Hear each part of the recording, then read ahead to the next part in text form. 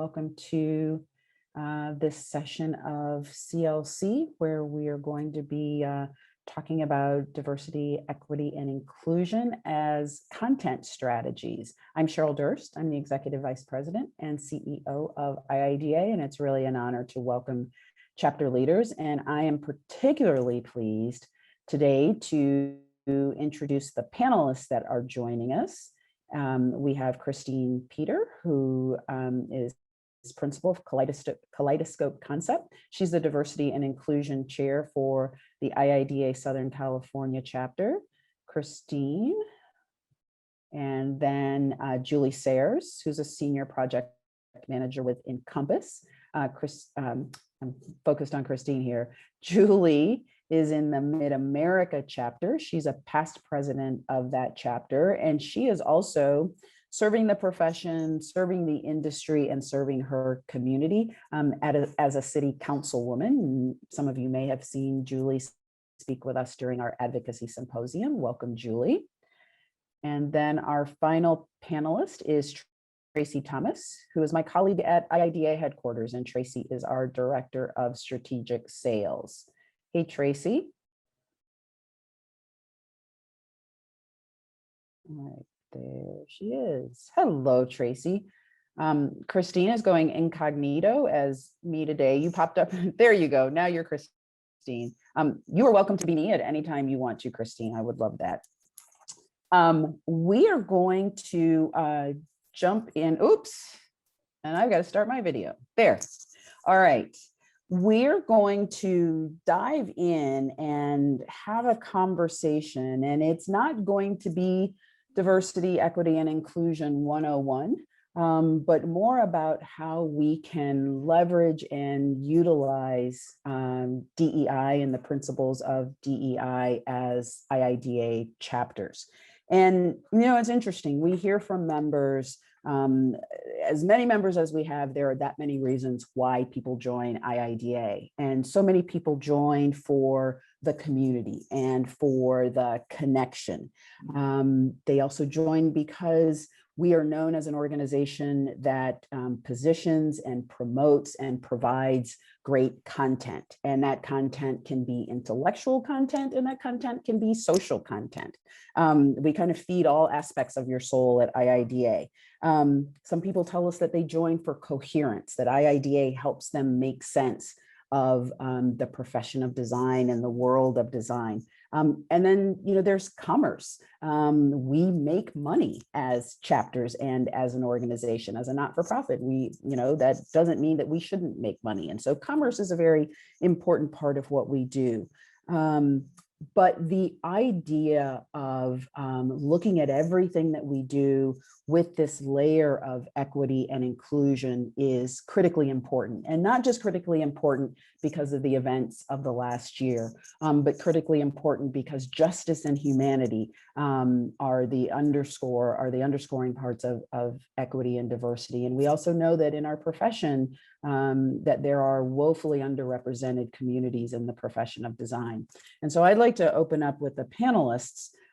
Let's have a conversation about IIDA chapters, and let's talk about content, because we also know chapters are always looking for content.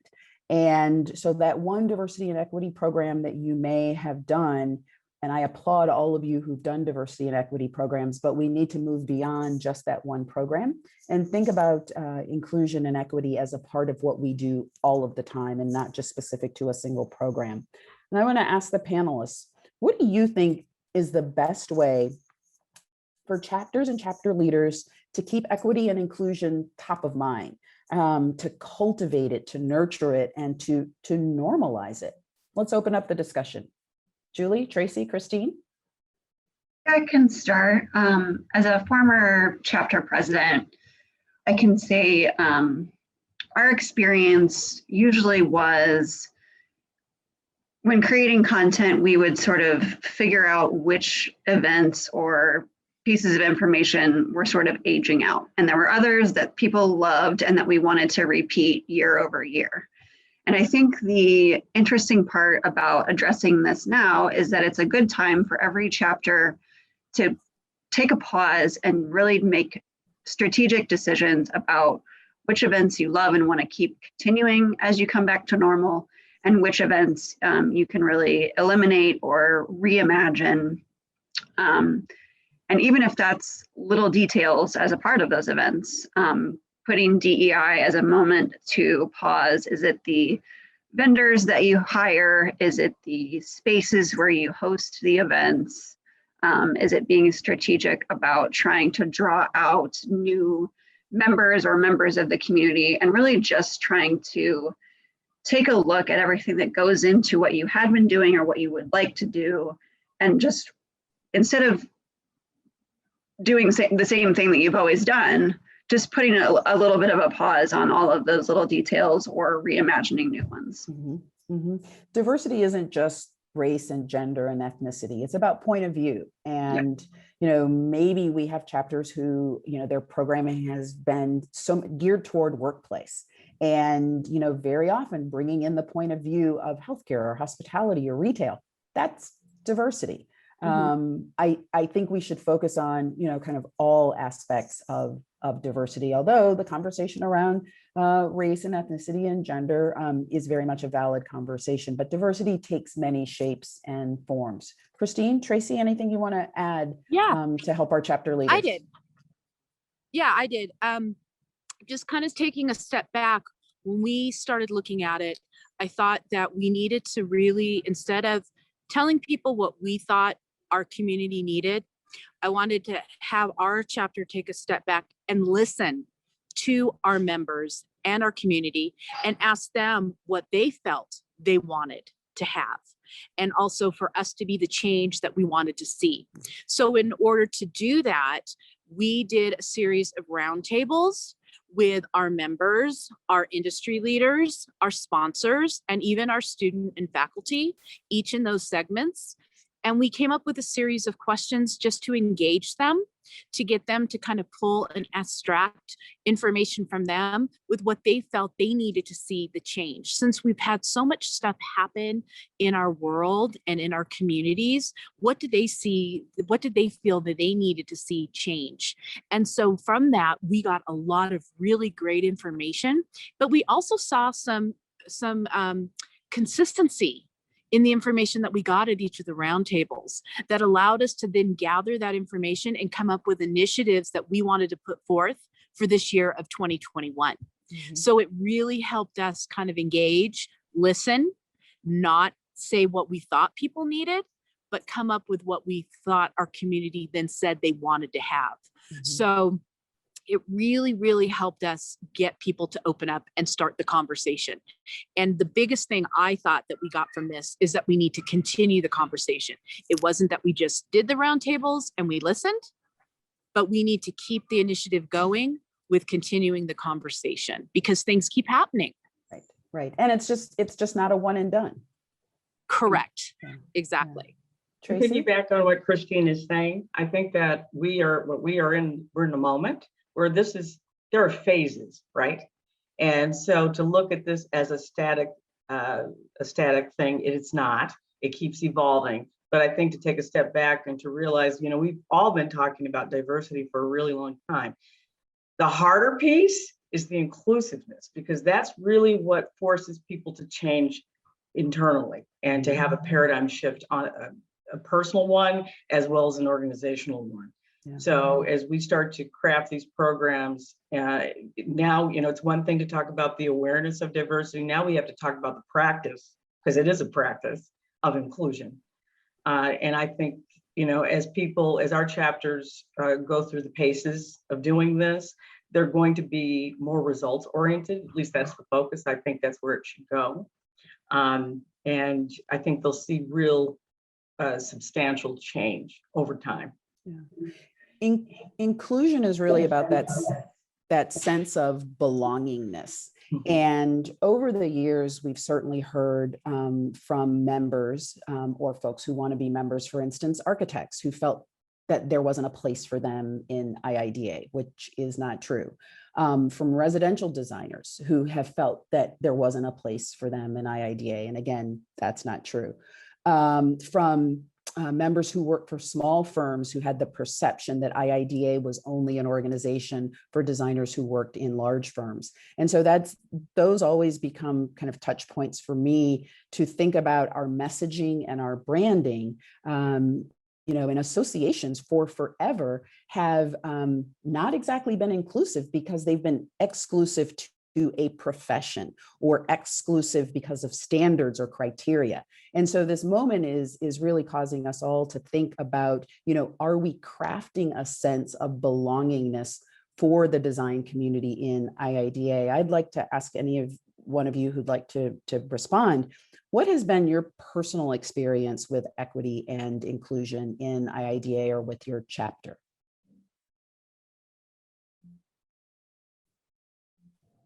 I'll go ahead and speak to that. I think that at least in our chapter, it's been very focused on the commercial side of design, of interior design. We do have some people from the architect side that are involved in IIDA, but again, it's mostly commercial. We don't have the residential side. They have focused mostly on ASID. But we have created a partnership with our ASID folks so that we can unite that bridge and get some people to join forces with us on IIDA, which has been really good. And that's helped us with our advocacy efforts. So that has been very, very helpful.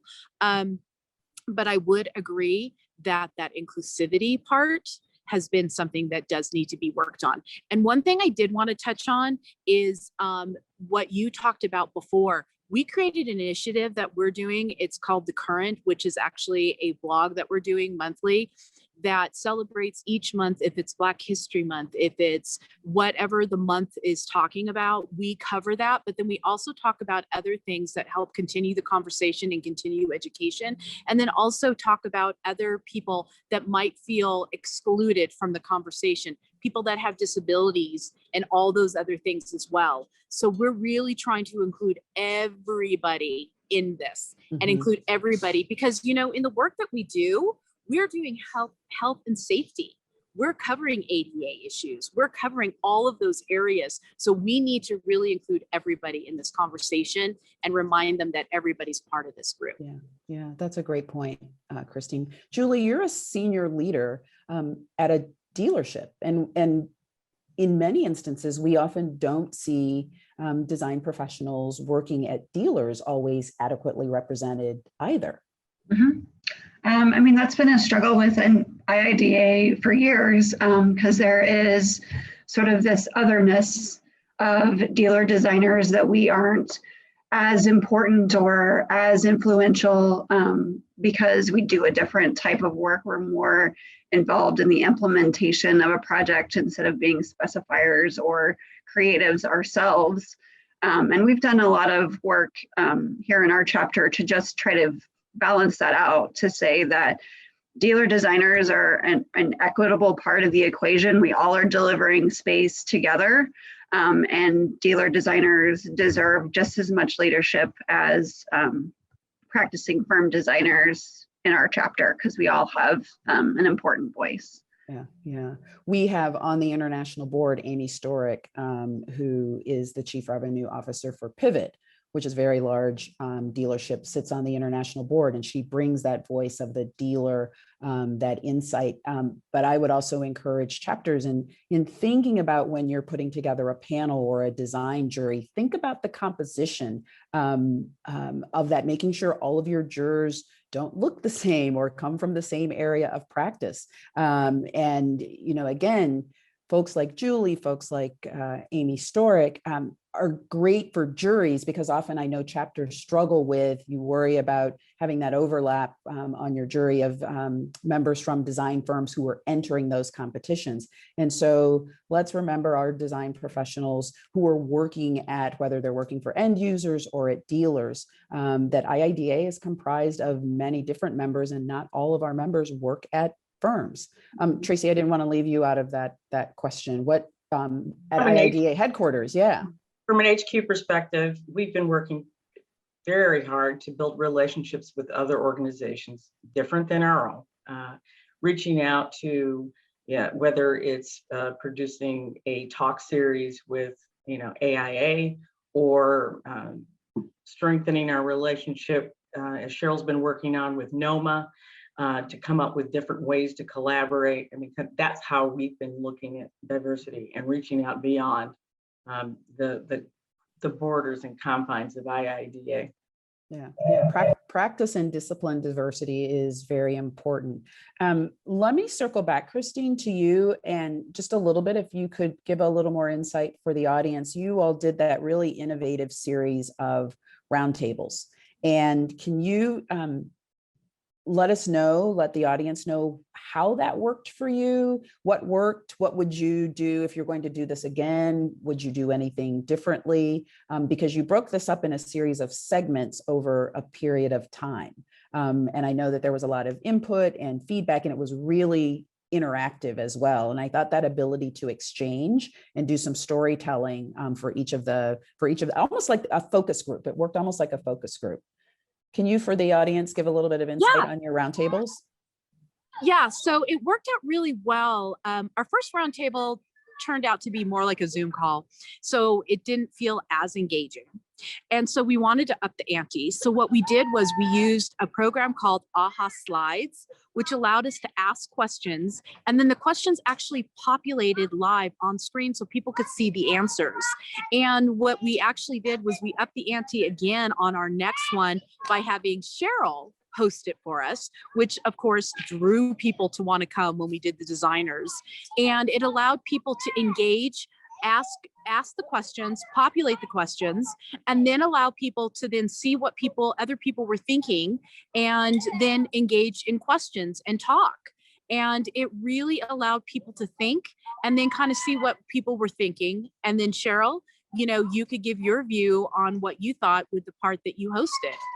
It was super personal. The questions that were coming in, and there were some comments in the chat, and then people also texted me. It was interesting for me how many people, interesting, but I understand it, how many people were fearful about having conversations about equity and inclusion. And so they were asking me questions that they maybe would have been afraid to ask anybody else. And we know that this has been a tough moment in having a lot of these very tough conversations. It gets personal and it gets honest, and it isn't easy.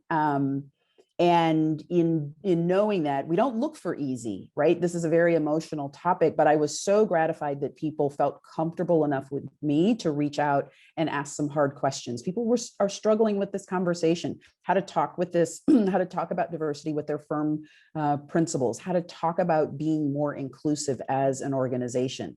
So even though, Christine, it was on, kind of Zoom, which is just weirdly weird, it did get really personal, and I appreciated that. And I hope you guys continue that program. We are. I think that was like the biggest takeaway. People really loved being able to engage. But one of the things that we wanted to kind of go through was, did people want to disclose who they were when they were engaging in the conversation? So we played a little bit with that, and we found that people were more open if they didn't say who they were. And we gave them the opportunity to say first and last name if they wanted to say, so what it ended up happening was we just asked people to say a first name, and if they were a designer, if they were a student, or if they were from the industry or from a dealership. And so, but it really did allow people to be more candid. So that was kind of our takeaway. Just doing a plain Zoom wasn't as engaging, but doing the AHA Slides where people were able to be more interactive, it was a lot better. Yeah. So we're going to continue that. What that did for you as a chapter, it really set this brand. I heard from people later who were saying, I know that I can go to the Southern California chapter and have a great conversation. And if I'm not comfortable with my name being out there, they made it possible for me to be comfortable being uncomfortable. Exactly. Yeah. Exactly. Yeah, so, it was really good. Yeah. Hey, Julie, you're a past chapter president and you're now in public service. What has your experience taught you or raised some kind of thought around equity and how we talk about equity in organizations and in the context of public service? Yeah, so when people think about politics, and I'm going to use that in big old air quotes, There tends to be this notion that someone is qualified to serve the public because of their education or job history or certain attributes about them that makes them qualified to do that. And one of the reasons why I ended up deciding to get into politics is because I didn't believe that. I think that an interior designer has a lot to say about what gets built in your city. And an interior designer is usually a woman. We can say that that's the majority of our profession. Women are belonging on every governing body everywhere and have to have the courage to step forward and to take those seats, even though it feels like you aren't qualified because you're not a banker or a lawyer or a poli-sci major or any sort of the traditional roles that you see in politics. And I'm just, will stand at any pulpit and say to anyone, no matter who you are qualified to run for office. And I find that to be true for all of the colleagues that I've made in that sphere, and find that we just have to continue to make a longer table for women, for people of color, for Indigenous, LGBT, the whole gamut, that we have to put people's perspectives at the table, and to use the Hamilton quote, have those people in the room where it happens. Yeah. And not only at the table, but in the room, and design should be in the room where everything happens. It's Sure. the human condition. Thank you for that. Mhm. Tracy, as the IIDA Director of Strategic Sales, you're talking to industry members on a daily basis. What are some of the challenges that our industry members are facing? But what have you also learned about what they can share with us as an organization? Well, a couple of challenges that they're facing right now in this moment. They're looking for diverse talent.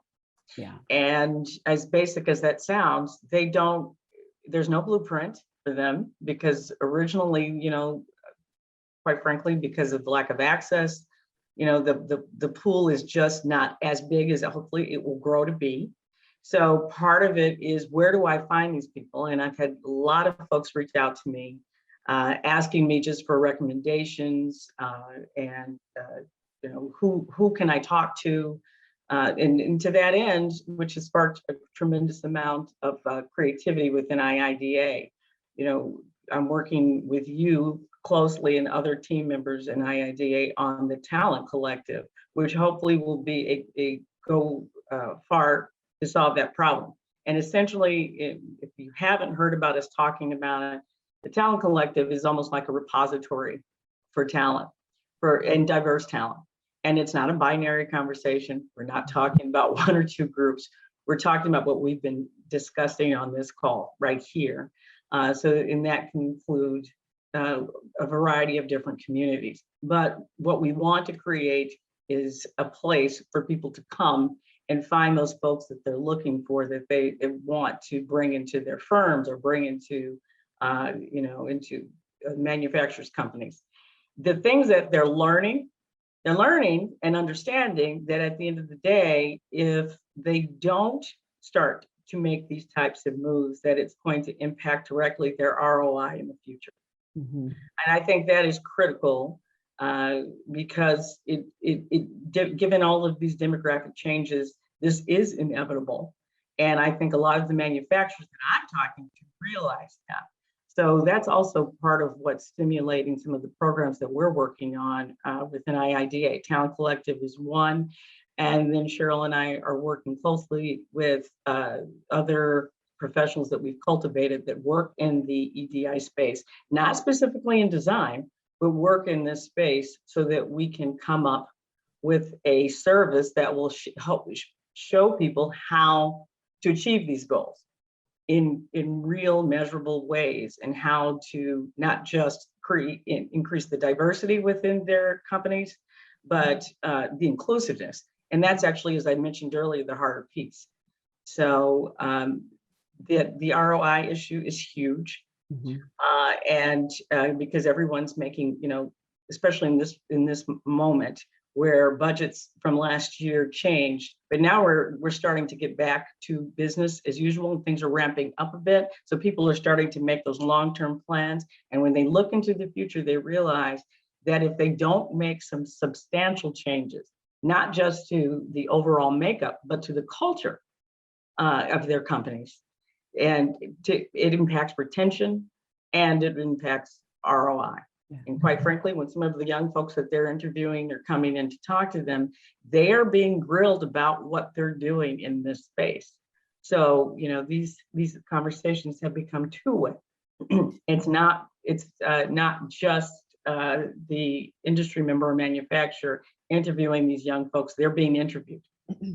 And from a content standpoint, Tracy, it's always good for us to remember that our industry members, as much as we love them, hosting and sponsoring programs, to have them talk about what their companies are doing, to have an HR director from a manufacturer talk about some successful internal programs. And for that matter, for instance, a city council person like Julie, bringing someone in public service onto a panel or to facilitate a roundtable, kind of bringing diverse insights to the table is always a value add. We're segueing right into talking about chapter programs.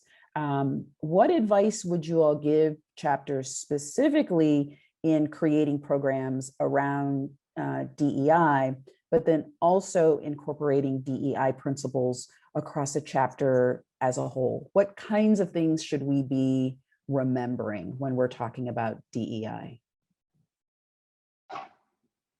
I'm going to jump in there and take this. And I realize that it's from, you know, the HQ perspective, but one of the programs that we've been working on these programs, certainly before I got here, but since I've got here, I've been able to participate in so many of these programs, and it's been a cornerstone. DEI has been a cornerstone of what we're doing at HQ for a very long time. One of the programs that we've been working on, really, it's taken 2 years. I want to talk about this because it takes time and it takes intention. It's really no different than how we look at design, with tremendous intentionality. And that's our Design Your World program. Not just a plug. I think this is an important case study in how these programs get off the ground, and the tremendous amount of programming, planning that it takes. Design Your World is a program, it's a project pipeline program. It's designed to expose and to educate high school students. We're starting here in Chicago first. We're right here, we're located here. So we were able to work with a local group and plug in to Chicago Public Schools. And we've chosen a group of students that we're going to create a 6-week class for in the summer and introduce them to commercial interior design. But I need you to understand that this did not happen overnight, and that it's taken roughly almost 2 years to come to fruition. So when all of you as chapters out there are looking to do these types of plans or do something, it does take time. It takes a certain level of stick-to-itness to get these done, and you have to be able to hang in there for the long haul. And that means that your board members might change in the execution of doing one of these, but you've got to maintain that continuity and that commitment. And so our team has been steadfastly working on this, and it crafting, a curriculum, finding students, finding instructors to do this correctly, understanding in terms of the inclusion piece that representation matters. All these things you have to kind of keep in mind if you're going to dip your toe into this pool. It's well worth it. There should not be one program. There should be 200 programs. Mm-hmm. There's lots of opportunity for everybody to do something, but I want people to understand the level of commitment and intentionality that it takes. And so our Design Your World program will be rolled out to a number of select cities in 2022. We're piloting it in Chicago, but it essentially is a summer after school program, almost like a design camp for high school students. And the conversation isn't about equity and diversity. The conversation is about design. We want to expose a new generation, and whether they become designers or not isn't our aim, but we do want to expose design as a viable and vital career to a community of students who perhaps may not have seen a place for themselves in design. And that doesn't have anything to do with color. It doesn't have anything to do with economic status. It has everything to do, though, with exposure to what design is. So it's a program we're really proud of, and I'm excited for chapters to learn more about this as well. I think, Julie, you were going to jump in. Yeah, I just wanted to add on to kind of what Tracy was saying, and I view it kind of as additional depth and endurance in programming, where we used to maybe have a box lunch for an hour and talk about sustainability. Now you need to have a 10-part series on the ways that climate change affects vulnerable populations and people of color at a different rate than it does certain other populations. And there are professionals that you can reach out to, other organizations that you can reach out to. It's not incumbent upon you to create that content, but bringing in people who can bring that depth to a series like that, so you can really get at what's underneath the work that we do. Because if you're designing for multifamily housing or schools or anything like that, there is a deeper layer of what you're creating as a society that you should be aware of and educated about, that I think that we have historically skimmed the surface, and we now need to start bringing content that is somewhat difficult and really get into the meat of those topics. Mm-hmm. Mm-hmm. That's great. I wanted to add in. I wanted to add on to that. Thank you, Cheryl. I wanted to add on to that too. So some of the initiatives that we are doing is we're wanting to continue education. And so one of the topics that we're doing is hiring for diversity. And so that one we're really excited about because we feel that there's some challenges in the hiring process to make it an even playing field and getting, the diverse population at the table and in the C-suites. So how does that look, and how do we get that to actually happen? And then we're also doing a K through 12 initiative as well, which I'm sure we will be taking cues from you at headquarters on doing that, but we're working on that. And we're also going to be doing a topic that's going to be very, very touchy, but it's going to be about white privilege. What really does that mean? And what did we learn in 2020 regarding that? And we're actually having a licensed psychologist come in and do that topic for us. Wow. And then, so that's going to be a pretty heavy topic, because we want to really kind of not so much poke the bear, but get people to be able to talk about this and open up about this. And then we're also going to do a pledge where we're going to open up a design contest to come up with kind of a branded item for our D&I initiative, so that we open up and we can make t-shirts and stuff. And so, and then also do a pledge for our chapter. But one of the things that we did do that was really neat was we in Southern California joined forces with our initiative with Northern California. So now the DE&I initiative is not just Southern California, it is one initiative for all of California. And we're hoping to expand that moving forward. We're starting to talk to Hawaii. We're starting to try to talk to other chapters as well. That's fantastic, Christine. I love that. I love that continuity and that consistency and how comprehensive you're being with that. And so for other chapters out there who are having those same conversations, I know that there are a few chapters who are talking about creating regional equity initiatives. And also, I just wanted to remind everybody, and I think it was put into the chat, but we have formed an equity council. And many of you have already submitted your intention and interest in joining the IIDA Equity Council. And one of the primary purposes of the Equity Council will be to kind of to knit together all of the efforts that are happening so that we are, you kind of have a comprehensive picture. IIDA chapters are autonomous, and that's a wonderful thing about our organization, but we often don't know what other chapters are doing.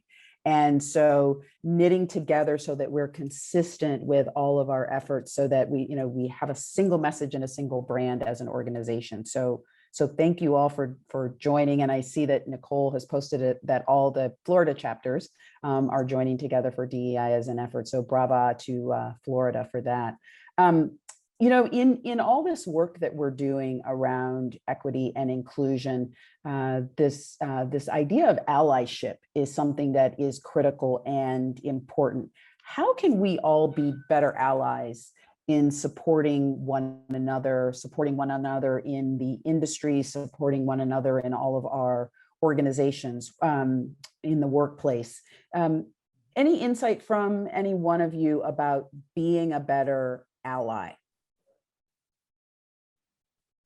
So Cheryl, I'll actually share, after the 2016 election, you came back to Kansas City for our annual member luncheon that we always have. And I think the room was very emotionally charged. I don't know if you remember this.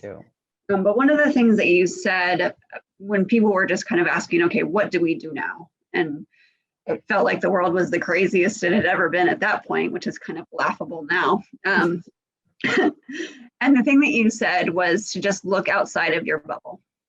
And I thought that that was such a poignant statement for that moment, because I think that we are, pack animals, that we tend to just kind of run in our groups, and we have our friends and we have our work people, and we don't tend to branch out and look for new opportunities to meet new people as much as we probably should. And I think as we come out of this, that would be sort of my encouragement to everyone, is join something that isn't a design organization. Go to an event where you don't know anyone and start to expand your bubble, because that can only bring back better information and more diversity to you and your chapter. Yeah, that's true. A bubble is a comfort zone, and sometimes we need to step out of that. It's also a shelter. It allows us to kind of see things in a super hazy way. And if there's a time for clarity, it's now. And so take a look at your network, take a look at the folks that you surround yourselves with, take a look at your IIDA chapter. And if everybody is looking the same and thinking the same and feeling the same, there might be some change that needs to be made. Tracy, I think you were going to say. I'd love to jump in there. I think with the work that we're doing at headquarters right now, one thing that Cheryl and I are very intentional about is reaching beyond design to find experts and allies and people who've been working in DEI, not just obviously in design, but broadly, where this is like their life's work. And we're building coalitions with them to come up with different services, new services that we can provide not only to our manufacturers, but to our chapters too. So I think that is incredibly important, to find other experts, because it's kind of like the blind leading the blind. If we just stay incredibly homogenous, it's just a group of people not reaching outside of our groups to source data and information to support what we're doing and the analysis and to create the change. I think that that's really important, to get those fresh perspectives in there, because there are people, and Cheryl and I are currently working with them now, who have different ways of doing this that we've never been exposed to before. And I think that, to me, is the challenge, is to go beyond your comfort zone, but find experts. Yeah. This is difficult work, and it needs that kind of intention and attention, right? Yeah.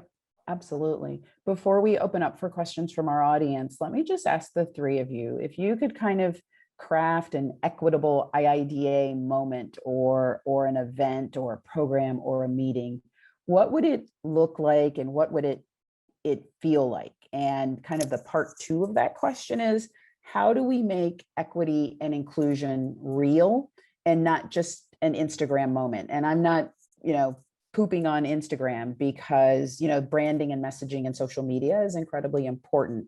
But how do we move beyond the kind of the black square on Instagram? So what would an ideal as if there is such a thing, but what would an equitable moment in IIDA look like or feel like to any of you? I'm going to jump in there just from, I'm sorry, and then Jump. everyone else, please. From an HQ perspective, it's more than just like one equitable moment, it's many. I mentioned the Design Your Role program, but we've been working on so many things that are going to be coming down the pipeline as it pertains to this. So it's not just one, it's also because we are IIDA, we have to show, I think it's incumbent upon us to show the way, right? So the thing that is most important to me right now and that gets me up in the morning is that we're working on not just the talent collective and bringing people, assisting manufacturers and firms and finding diverse talent, but we've got a separate part of that, talent collective consulting, where we're going to be able to show people how to make these changes within their organizations. And so to me, those are my two favorite IIDA moments that we're in the process of bringing, to fruition. Thanks, That's my Tracy. perfect. That's my look. My idea of perfection. Right there. Julie or Christine? Yeah, I liked the comments about bringing in experts. I think we have always felt, certainly with our events, that we could bring in someone from another chapter or a design principle from Gensler and be inspired by someone internal to ourselves. And I think what I see for the future is being inspired externally. We know that what we do is so important. We do a great job of sort of every year, reconvening at IIDA for the annual meeting to sort of reconnect with ourselves. And we just need to start making that tent bigger and looking for inspiration outside of our organization. Outside of our bubble, right? Yeah. Christine? I kind of see IIDA as being a conduit for this as well.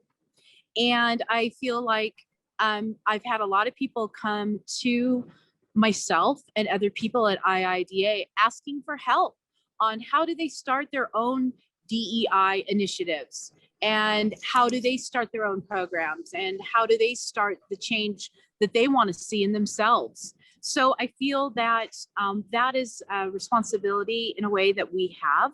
We might not have all the answers, of course. We're trying to figure that out as we go. But I think the fact that we are working on that and that, again, as I say, we're that conduit for that and we're a resource, because I feel that that's what IIDA has really been, has been a strong resource. And we've been a family, we've been a community. And I think that we keep holding that up. I think that's really strong and important.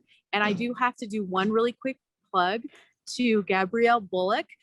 She has been an amazing resource and partner for us in Southern California to really push off the ground our DE&I initiatives.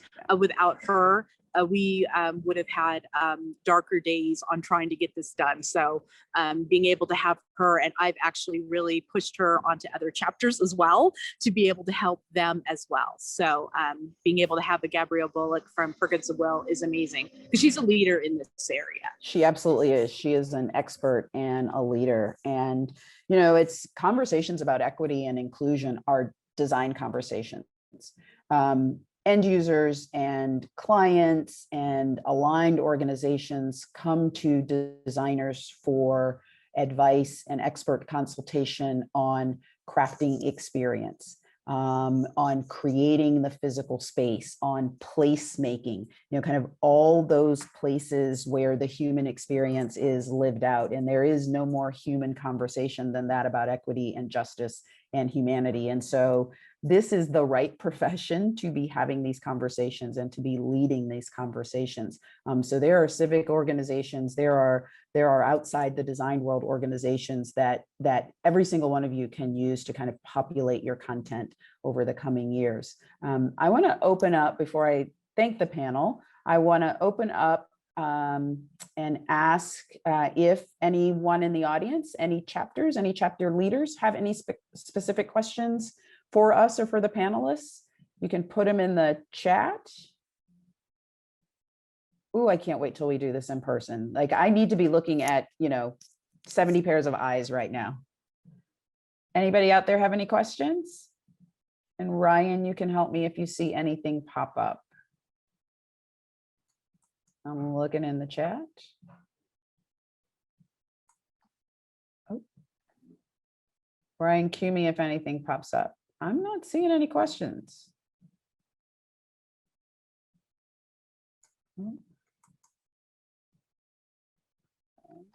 Thank you, Ashley, for that. So from Kate, Kate is asking, are all chapters open to involvement from other chapters, or do we want to keep our efforts local? I think that's a great question, Kate. My sense is that there is openness. I think no one wants to be an island in either content or having these conversations. And I think the majority of chapters are open to maybe doing some regional efforts or banding together to look at other cities. But obviously your local efforts are important as well. Absolutely, you may be doing something in your chapter that could become a template for another chapter. And so the continued sharing of the work that you're doing.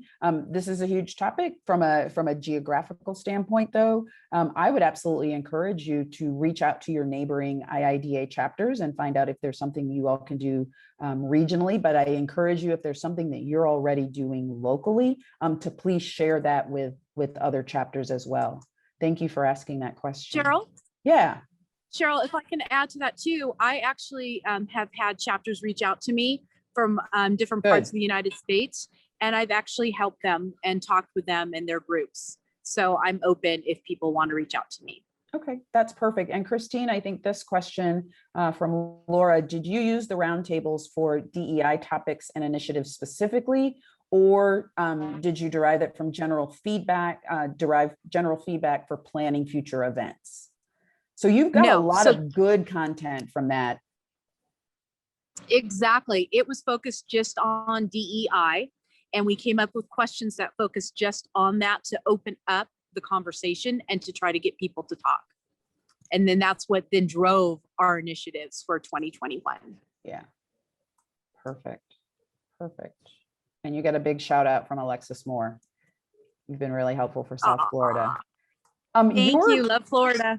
So in addition, Christine, to the work that you're doing in advocacy, your board created a diversity and inclusion board position, correct? We're actually in the midst of creating Okay. Yes, we are. And Northern California actually did create the first VP role for that. So we're very excited. Yeah, perfect. Yeah, and there are a few other chapters, and that will be one of our first topics with the Equity Council that we talk about. So probably having a consistent quote unquote job description. If there are chapters who are either creating a DEI committee chair or a DEI VP position, we'd like to try to help chapters with what that template looks like in creating a consistent job description for that board position, what the expectations are. Right, because right now I just hold the VP role for advocacy plus the co-chair. So doing the dual role. Yeah. Because you're not busy at all. No, but it's good. I love it. Good.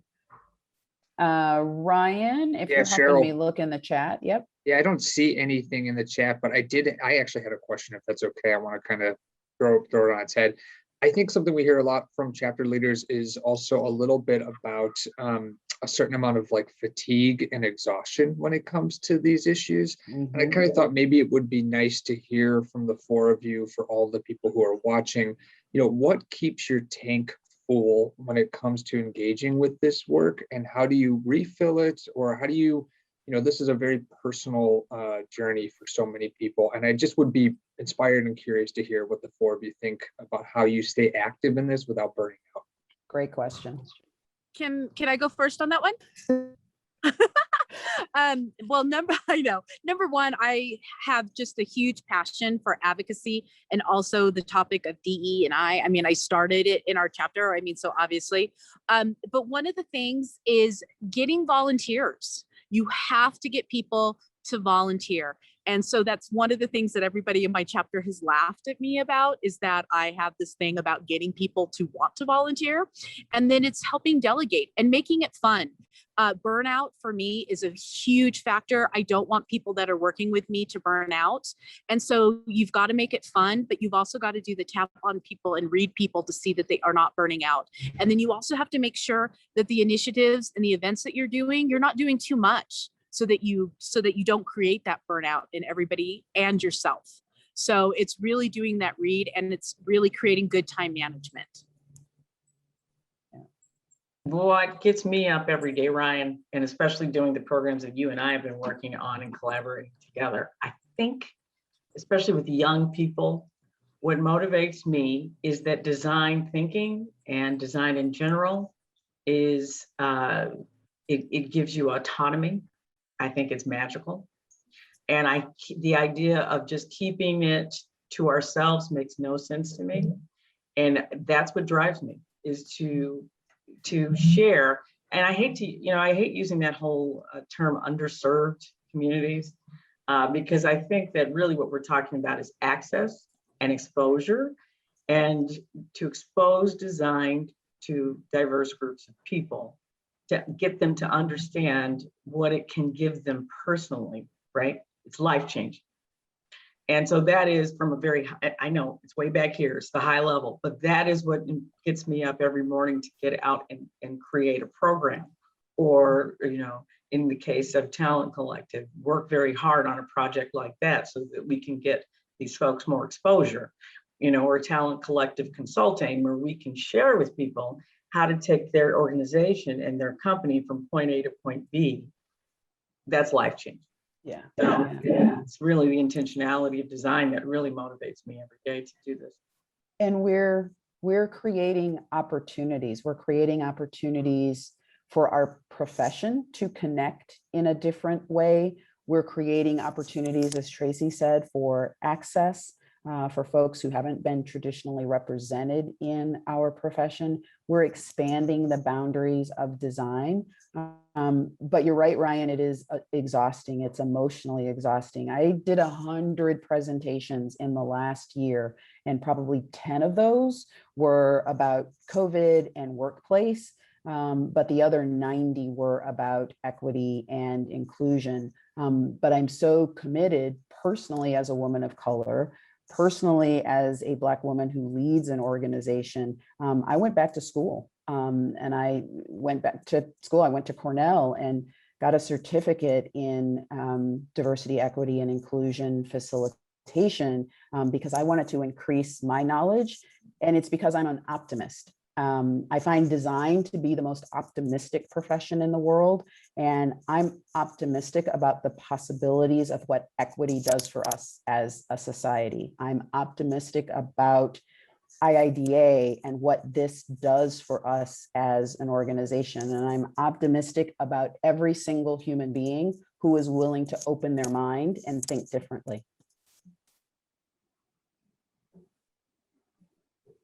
Well, I think I won't try it. Yeah, go for it, Julie. I was going to say, IIDA has always been about lifting the human condition.